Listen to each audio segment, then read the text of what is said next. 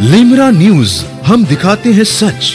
देश प्रदेश की सच्ची खबरों के लिए देखते रहिए लिमरा न्यूज। नमस्कार, मैं अंकित तिवारी, लिमरा न्यूज़ देख रहे हैं आप। आज हमारे साथ में सिया चांद कमेटी के अध्यक्ष मौलाना सैफ अब्बास जी हैं, इनसे बात करेंगे। बिस्मिल्लाहिर्रहमानिर्रहीम। देखिए, वसीम रिजवी ने इस्लाम धर्म छोड़ा नहीं है, वो इस्लाम धर्म में था ही नहीं है। क्योंकि जिस दिन किसी ने उसने कुरान के सिलसिले में गलत बयानी की और हज़रत मोहम्मद साहब पैगम्बर इस्लाम की शान में गुस्ताखी की, उस दिन वो ऑटोमेटिक इस्लाम से निकल गया था, मुसलमान वो बचा ही नहीं था। अब उसने जो है कोई धर्म अगर अपना लिया है तो ये उसकी मर्जी है। हमारा मुल्क जो है, हमारे मज़हब में भी आज़ादी है, उसमें अपने वो कर रहा है। अगर उसने सनातन धर्म इख्तियार कर लिया है तो उसका इख्तियार है।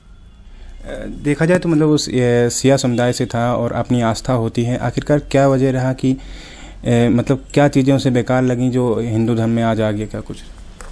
देखिए, ये आप जो कह रहे हैं कि क्या चीज़ें बेकार लगीं, समझ गए, उसका चरित्र पूरा आपके सामने है। हर थाने से, हर शहर से पूछिए कि FIR है या नहीं है। उसके ऊपर 50 मुकदमे हैं, CBI की जांच चल रही है।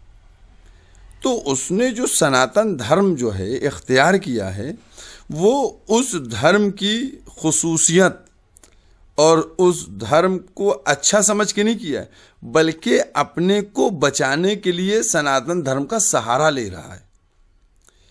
आपको अगर याद होगा, आप तो मीडिया के लोग हैं, याद रखना चाहिए आप लोगों को कि 2012 से पहले वो एक सियासी दल में था, उसके लीडरों से उसके बड़े अच्छे ताल्लुकात थे।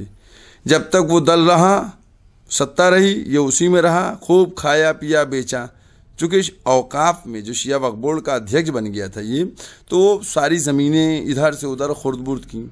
जब 2012 में सत्ता बदल गई तो इसने भी अपने को बदल लिया और ये सत्ताधारी पार्टी के पक्ष में चला गया और उस पार्टी के नेता के साथ ये लगा और इसने 2017 तक फिर बालाई खाई और सब खुर्द-बुर्द किया और गुनाह किए, अपने पाप किए। जब 2017 में फिर सत्ता बदल गई तो ये अब सत्ताधारी पार्टी के पास आ गया। अब इसने मदरसों को बुरा कहना शुरू किया, अब इसने मस्जिदों को बुरा कहना शुरू किया, अब इसने मुसलमानों को बुरा कहना शुरू किया। जब इसको पार्टी ने नहीं रखा, देखा अब ये बिल्कुल निकला जा रहा है, अब तलवार हमारे गर्दन पे लटक रही है कि हम गिरफ्तार कर लिए जाएंगे, हम जेल में डाल दिए जाएंगे, CBI इंक्वायरी का आर्डर हो गया।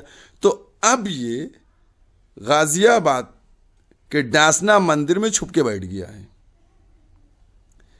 मंदिर जो होता है वो एक पूजा करने की जगह होती है, जहां लोग जाते हैं अपने पापों को धोने के लिए, ठीक है। लेकिन ये पापी उस मंदिर में बैठ के पाप भी करेगा और अपने पापों को छुपाना चाह रहा है।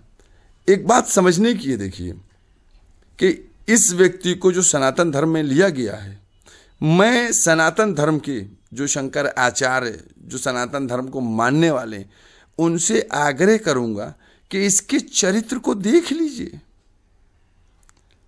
आपके धर्म में आज एक पापी आया है जिसकी पूरी कार्यशैली को आप देखिए कि उसने क्या क्या किया है। जिस तरीके से आज सियासी पार्टियों में, पॉलिटिकल पार्टीज में ये होता है कि साहब आपने दागदार को टिकट दे दिया, दागदार है उसको आपने ले लिया, बाहुबली को आपने ले लिया। तो मैं ये कहना चाहता हूं कि अगर कोई किसी बाहुबली को अपनी पार्टी में लेता है तो पार्टी की छवि खराब होती है। तो अगर कोई बाहुबली को अपने धर्म में ले रहा है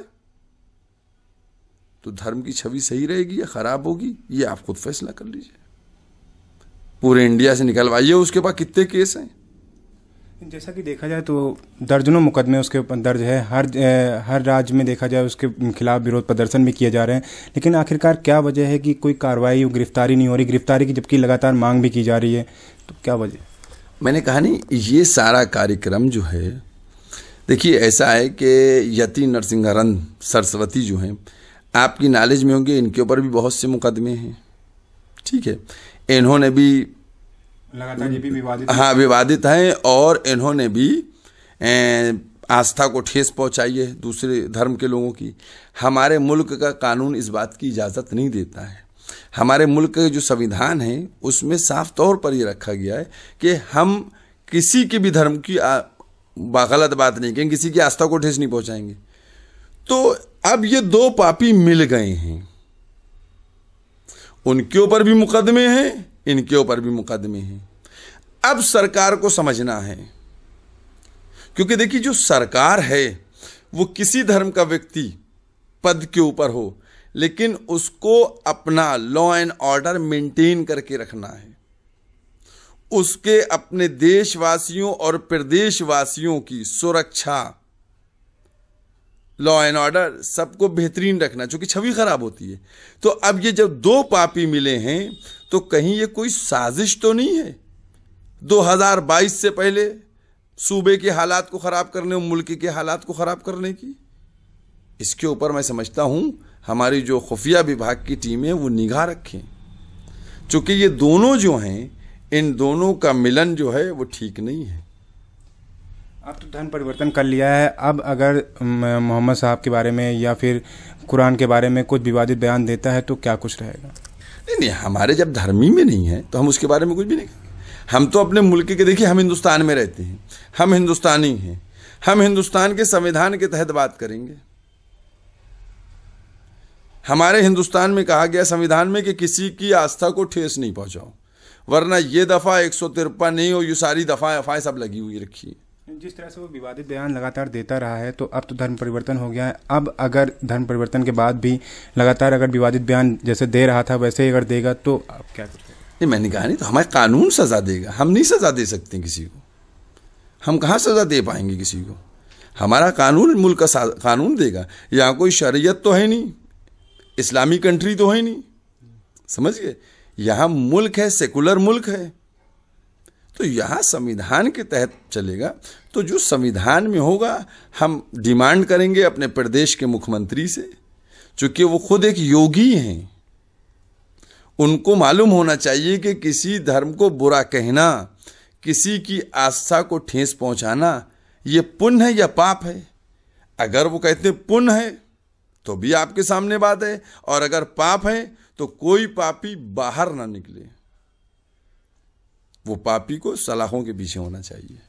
जैसा कि आपने देखा हमारे साथ में मौलाना सैफ अब्बास जी थे, उन्होंने कहा कि जिस तरह से नरसिम्हानंद की बात की जाए या वसीम रिजवी की बात की जाए, तो अगर दोनों लोग आज साथ में हैं तो कहीं ना कहीं खतरे का निशान है।